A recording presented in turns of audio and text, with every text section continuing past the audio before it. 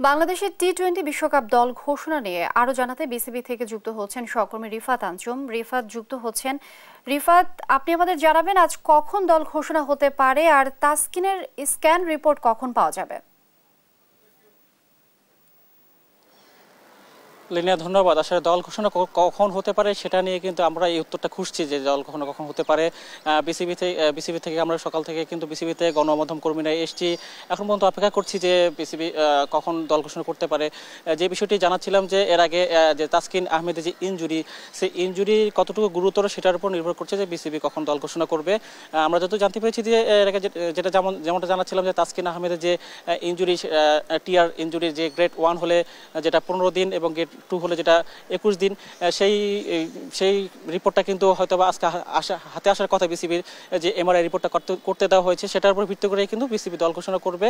এবং একটা শঙ্কার কথা হচ্ছে গিয়ে তাসকিন আহমেদ যখন ইনজুরিতে পড়েছেন গতকাল টি-20, যে শেষ টি-20 জিম্বাবুয়ের বিপক্ষে, তার ম্যাচে নামার আগ মুহূর্তে তিনি কিন্তু বল করতে গিয়ে ইনজুরিতে পড়েননি। তিনি কিন্তু যাতে ম্যাচে নামার আগে যখন যে প্লেয়ারে যে ওয়ার্ম আপ করে, সেই ওয়ার্ম আপের সময় কিন্তু ব্যথাটা পেয়েছেন বা ব্যথা অনুভব করেছেন। সেখান থেকে যেহেতু বোলিং করা ছাড়াই তিনি ব্যথা পেয়েছেন সেহেতু, এবং টিআর যে মেডিকেলে ভাষা যেটাকে বলে টিআর, সেই টিআর ইনজুরিতে পড়ার পরে কারণে কিন্তু এতটা দীর্ঘায়িত হচ্ছে বাংলাদেশ দল কখন ঘোষণা করা হবে। এবং আরও জানিয়ে রাখি যে তাসকিন আহমেদ যদি গ্রেড 1 হয় সেক্ষেত্রে 15 দিন, এবং 21 দিনের যে বিষয়টা রয়েছে এটা কিন্তু শুধুমাত্র ইনজুরি থেকে ফিরে আসার ক্ষেত্রে। এরপরে বোলিং করার যে ফিটনেস সেটা কিন্তু আলাদা একটা বিষয় রয়েছে, রিহাবে একটা বিষয় রয়েছে। সেক্ষেত্রে কিন্তু তাসকিন আহমেদ যে বিশ্বকাপ খেলা সেটা কিন্তু অনেকটা শঙ্কার মুখে পড়ে যাবে, কারণ বিশ্বকাপে যে বাংলাদেশ আগামী 15 তারিখ যুক্তরাষ্ট্রের উদ্দেশ্যে বাংলাদেশ ছাড়বে। সেক্ষেত্রে বাংলাদেশের প্রথম ম্যাচ হচ্ছে 8 তারিখ শ্রীলঙ্কার বিপক্ষে, এরপর দ্বিতীয় ম্যাচ 10 তারিখ দক্ষিণ আফ্রিকার বিপক্ষে, তৃতীয় ম্যাচ 12 তারিখ নেদারল্যান্ডসের বিপক্ষে, এবং যে সর্বশেষ যে ম্যাচটা খেলবে বিশ্বকাপে সেটা গ্রুপ পর্বে, সেটা হচ্ছে 17 তারিখ নেপালের বিপক্ষে 17 জুন। সেক্ষেত্রে বাংলাদেশের যে তাসকিনের যে ইনজুরি যদি গ্রেড 2 হয় সেক্ষেত্রে কিন্তু তাসকিনের যে বিশ্বকাপ খেলাটা সেটা কিন্তু অনেকটাই শঙ্কার মুখে পড়ে যাবে, কারণ 21 দিনের পরে আরও তাসকিন যে পুরোপুরি ফিট যে সে তাসকিনকে পেতে কিন্তু বাংলাদেশ চাইবে, এবং পুরোপুরি ফিট না হয় যদি খেলে সেক্ষেত্রে কিন্তু ম্যাচ ফিটনেসের কারণে হয়তো বা তাসকিনকে খেলাটা একটা ঝুঁকিপূর্ণ হয়ে যাবে, কারণ শুধুমাত্র বিশ্বকাপ নয়, তাছাড়া কিন্তু এই শুধু বিশ্বকাপ নয়, এবং বাংলাদেশ দলের পেস ইউনিটের যে মূল ভরসা কিন্তু তাসকিন আহমেদ। আরেকটি কথা জানিয়ে রেখে যেটা অনেকে হয়তো বা ভুলে গেছে, যে বাংলাদেশ দলের যে পেস বিভাগ, সেই পেস বিভাগে কিন্তু আরেকজন গুরুত্বপূর্ণ পেসার রয়েছে ইবাদত হোসেন। তিনি কিন্তু ইনজুরিতে পড়ে আরও আগেই ছিটকে গিয়েছেন বিশ্বকাপ দল থেকে। সেক্ষেত্রে তাসকিন আহমেদের যে বাদ পড়ে যায় সেক্ষেত্রে কিন্তু বিশ্বকাপে বাংলাদেশ দলের একটা পেস বোলিং বিভাগে একটা দারুণ একটা চ্যালেঞ্জের মুখে পড়তে হবে, একটা শূন্যতা তৈরি হবে। সেই শূন্যতা কাটিয়ে ওঠার জন্য শরীফুল ইসলাম রয়েছেন, মুস্তাফিজুর রহমান রয়েছেন, তানজিম সাকিব যদি যান সেক্ষেত্রে তানজিম সাকিবের উপর কিন্তু পুরো দায়িত্বটা পড়বে।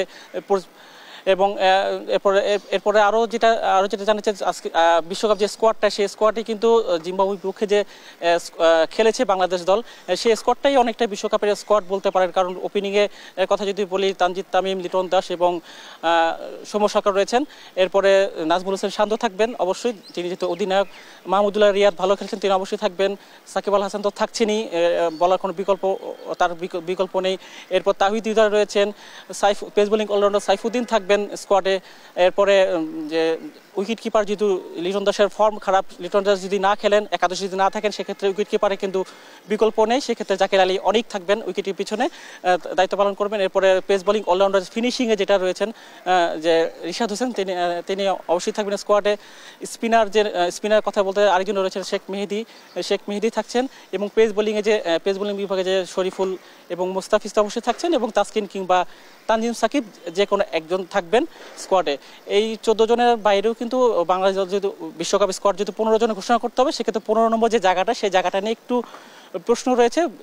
নির্বাচকরা এই প্রশ্নের উত্তরটা খুঁজছেন, কারণ যেহেতু যুক্তরাষ্ট্রে খেলা হবে, ওয়েস্ট ইন্ডিজ খেলা হবে, সেই কন্ডিশন অনুযায়ী বিবেচনা করে দলে যেহেতু সাকিব আল হাসানের বিকল্প বাহাতি কোনো স্পিনার নেই, সেক্ষেত্রে জিম্বাবুয়ের বিপক্ষে যে তানভীর ইসলাম খেলেছেন, তার একটা সম্ভাবনা রয়েছে।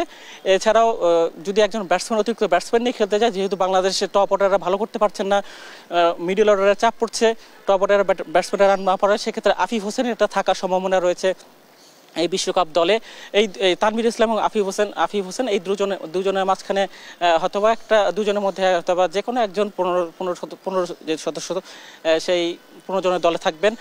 বাংলাদেশ দল যেটা জানা ছিল যে বাংলাদেশ দল আগামী 15ই মে রাতে যুক্তরাষ্ট্রের উদ্দেশ্যে ঢাকা ছাড়বেন। সেক্ষেত্রে আজকে যেহেতু 13 মে হাতে একদিন সময় রয়েছে, বিসিবি কিন্তু এ কারণেই বিশ্বকাপ স্কোয়াডটা দিতে এত বিলম্ব করছে, কারণ তাসকিনকে পেতে সর্বোচ্চ চেষ্টা করবে বিসিবি, ক্রিকেট বোর্ড, মেডিকেল বিভাগ, তারা কিন্তু এটা নিয়ে কাজ করছেন। সো তাসকিনের যে বিষয়টা রয়েছে সেই বিষয়টা নিয়ে হয়তোবা পুরো ক্রিকেট আমাদের বাংলাদেশের যে ক্রিকেট পাড়াটা কিন্তু এখন একটা বড় প্রশ্ন হয়ে দাঁড়িয়েছে যে তাসকিন হাসান দলে থাকছেন কি থাকছেন না। এর আগে আপনার মনে করি যে 2019 সালে যে বিশ্বকাপ রয়েছে সেই বিশ্বকাপে কিন্তু তাসকিন আহমেদ শেষ মুহূর্তে ইনজুরিতে পড়েই কিন্তু ইনজুরি থেকে বাদ পড়ে দল থেকে ছিটকে গেছেন। ঠিক এই 2023-24 এসে এই টি-20 বিশ্বকাপের আগে কিন্তু আরেকবার ইনজুরিতে পড়ে কিন্তু তাসকিনের যে বিশ্বকাপ খেলা সেই বিশ্বকাপ খেলার সংখ্যা পড়েছে।